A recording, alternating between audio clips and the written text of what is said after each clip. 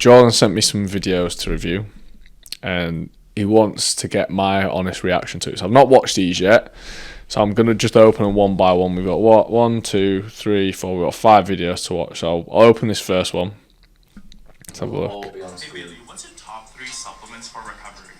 Great question. I think it's absolutely essential that you add EAA after your workout to help with recovery and bloating. Second, make sure that you add in some calm pills for even... Recovery and bloating, first of all, is a bit of a weird one. I've never heard anyone talk about bloating with essential amino acids. Essential amino acids, you can get them from your food sources anyway, so you wouldn't necessarily need to take an essential amino acid supplement. Looking at this store, where they've got lots of different varieties, which I'm sure you guys will see on the screen, lots of brands I've never come across, don't recognise, could be from absolutely anywhere. So again, informed sport. Hopefully you're not going to be going to this store anyway, but we'll see what they say in the rest of the video. down after that workout. Okay. And lastly, it's absolutely essential that you have a high quality protein. Hey Bailey, what's your top 3? I mean, she's not wrong in terms of getting a high quality protein, but she's holding up a tub of protein powder. So yeah, like we said, protein powders can be used as a good recovery tool, particularly if you need to recover quickly, but they shouldn't be replacing a mixed meal afterwards, because particularly with protein powders, you're going to get a lot of protein, but you're not going to be getting carbohydrates to refuel. Yes, you'll get some fluids, depending on how you take it, with milk or water for rehydration, but you're certainly not going to be getting a wide variety of your different vitamins and minerals that you'll get from a mixed meal to help reduce muscle damage, soreness, and enhance your recovery. So yeah, obviously a supplement store promoting the supplements, really. So obviously something to be aware of when you're thinking about these things. So we'll jump into the next video. Creatine? It's glutamine. And here's why. If I had to choose one, I'm picking glutamine. First things first, it's an amino acid, and that helps with building muscle. Second, with all the chicken. Glutamine, yes, amino acid, but amino acids are the building blocks for proteins. So all amino acids will help with the muscle protein synthesis that are used for those building blocks to repair muscle, build lean mass. So yeah, I'm not sure. I've just paused it on him drinking a chicken shake. So let's see what he's got to say about this. Helps with building muscle. Second, with all the chicken shakes and 6,000 calories a day I'm eating, gut health is really important. Plus, there's a laundry list of benefits like these. Let me go back to those listed benefits. So brain health and function, workout recovery, energy boost. Not sure if he's talking about the chicken shakes, which I've never heard of. I don't really want to know what's in that, to be quite honest. But glutamine, again, like I said, it's an amino acid. Amino acids are used the building blocks. Again, some of the claims that he's making here around kind of brain health and function, workout recovery, yes, it's an amino acid. It's going to help to support that recovery process. But in terms of energy boost, it's going to give you calories, which is energy. So you could see it as an energy boost, but not in the way I think that this guy is promoting it. But creatine, again, like we talked about throughout the pod, most research backed. It's going to help to maintain and support building of lean mass, but also if you're an athlete in particular looking to support power, strength, endurance capacity in time to exhaustion, that would definitely be your choice over just using an amino acid. Jump on to the next one. Creatine and omega-3 fatty acids, 2 supplements I recommend everyone take regardless of a blood panel. Wow. I would never tell you to take zinc if your zinc levels were fine. I would never tell you to take vitamin D if your vitamin D was 60 nanograms per deciliter. However, creatine and omega-3 fatty acids, by far across the board, everyone should be taking them. And why do you say that? It's the across the board, everyone should take them for me. It's one of the big issues, like we talked about. Your omega-3s, you can get them from your oily fish products. You can get them in smaller amounts from your nuts and seeds. So realistically, again, following that food first approach, I don't want people to be watching this episode and thinking that they've got to medicate themselves with supplements. Like we talked about at the start, the basis and the foundation is a healthy and well-balanced diet. Those supplements are there as if you need them. This person is talking about if someone was deficient in vitamin D, yes, they would give them a supplement. But if they weren't deficient in vitamin D, they wouldn't give it to them. So she's already saying there that if you don't need that addition, don't take it. So if you're already getting your omega-3s from your food, you don't really need that omega-3 supplement. Like we talked about earlier, there are certain scenarios where it might be beneficial and it might be useful. Creatine, everyone should use it. It depends on your goals. It depends on why you're using it, like we talked about at the start. It's not necessarily something that everyone should take all the time. Again, it's more mainly around kind of the performance aspect. Yes, there's more research coming out around cognitive function, memory, etc. But we still need more research around that. Doesn't affect hair loss. It doesn't affect your kidneys. It doesn't have any damaging effects in any way. It doesn't make you big or bulky or bloated. And it helps with the stores of creatine in your body. We already have creatine in our body. What is it? Explain to me, what is creatine? It basically helps with the regeneration of ATP. And ATP is the currency of energy within the mitochondria of our cell. Okay, so people might hear that and go, okay, so is it going to give me more? So some of the stuff she's saying is good. But that's when people may get confused around, okay, there is some science-backed correct information in there, and they might then assume that everything that is said in that video is true, when, as we've already kind of discussed, that's not necessarily going to be the case.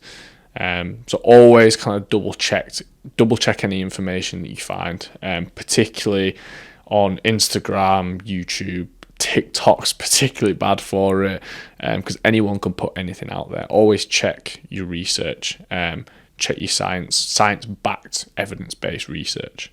Energy if I take it. Yes, it's going to help your cells work better. I have not seen a really well-designed study to show that creatine has any negative side effects. The side effect side of things, there's no side effects. It's dependent on each individual. To say that no one will ever experience any side effects from creatine or any kind of other supplement or food stuff, really, it's just factually incorrect, because everyone reacts differently to different supplements. So again, like we talked about throughout, always kind of test your own tolerance and see what works for you in particular as well. And then if we move on to the fourth one, I've seen this guy around a lot before. The supplement that makes you burn fat and build muscle, and it's fish oil, which contains 2 omega-3s, EPA and DHA, which reduce inflammation in fat cells, making it... Just the red flag I always tell people to look out for in videos like this is, one, if they are making big bold claims right at the start of the video, because it's there to grab your attention. Second of all, if they are topless in the video as well. Always one red flag to watch out for. Easier to release stored fat for fuel and lower triglycerides, strengthening heart health and improving endurance, whilst they build the outer membrane of every cell in your body. So faster protein synthesis, quicker recovery, boosted insulin sensitivity, so your muscles absorb more carbs and nutrients, fuels growth and not fat storage. And omega-3s make up 30% of the brain structure, so it boosts serotonin, which fights depression, reduces anxiety, and helps you train harder. Fish oil is the ultimate performance hack. So if you want to lose fat and live a healthy lifestyle, then follow for more. So again, a lot of the things he's saying, a little bit like the last video, there's some things in there that are actually true, but there's also quite a lot of claims to go through, to be quite honest. But a lot of it is just buzzwords, really. A lot of people looking to build muscle, lose fat. That's where people like this will grab your attention straight away, because for a lot of people, thinking generally and generalizing, that's a lot of people's goals. And again, taking a fish oil supplement or omega-3 supplement, again, it's not completely essential. Yes, if you're allergic to fish, like we mentioned a little bit earlier on, then it might be worth considering, or if you follow a vegan diet, for example, but you don't necessarily have to take a supplement to achieve your goals. You don't have to take a supplement to build muscle and reduce fat. There's ways you can do that through having a healthy, well-balanced diet, exercising regularly. And realistically, if you're doing all those things alongside taking that supplement, it's realistically going to be those other things, your diet as a whole and the exercise that you're doing, they're going to see those results rather than that individual supplement on its own. Wait, if you got this far, you must be enjoying the conversation. Make sure to hit the like button and press subscribe to show your support. Back to the episode. And then if we go to this one. If you are not using these 3 key ingredients, weight loss is going to be really fucking slow. Until now. Again, someone just trying to grab your attention straight away. There'll be a lot of people out there that might have a goal around weight loss or fat loss, however you want to look at it. And that straight away grabs someone's attention. So let's see what else she's got to say. Because that first bit for me, if I replay it. Using these 3 key ingredients, weight loss is going to be really fucking slow. Until saying that weight loss is going to be really slow if you don't use these 3 things. Weight loss ultimately comes down to energy balance, whether you're expending more calories than you're taking in. So using 3 particular ingredients, or if you're not taking those 3 particular ingredients, won't necessarily mean that you're not going to lose fat. now, I promise you, if you use these 3 key ingredients, follow my instructions down to a T, I can guarantee you results. Okay? No one can guarantee you results. It's not you. You're the only person that can take the mantle on that, really. Let's see what she got. She got cayenne, turmeric, saffron. Must be taken on an empty stomach. 3 days out of the Saffron's a new one for me. Saffron shots and saffron with water. I've never come across that before. So turmeric and cayenne, I've come across people using them in kind of, well, dissolving it as she is in water, really, and drinking it, but not seeing much research in relation to weight loss and fat loss, to be honest. 7. Fat will start melting away. Your collagen. When someone says fat will start melting away, turn off the video. Just turn the video off. Particularly if they're about to drink a shot of cayenne pepper in water. Is going to be through the roof, and you are going to feel fucking rejuvenated. Ladies, stop being so blindsided and lining the wallets of these marketers, flogging this shit off to you. Sure, this shit looks really fucking appealing to the eye, but it's nonsense. If it sounds too good to be true, it usually is. Are you following me yet? Because if you want a simple, no bullshit approach to your weight loss, this is where it's at. If you are not using these 3 key ingredients, weight loss is going to be... She was talking about promoting stuff there. Let's have a quick look on her Instagram, see if she's promoting anything. Be quite interesting to see if she's actually marketing any. Let's have a look. From what I can see, she's not, to be fair.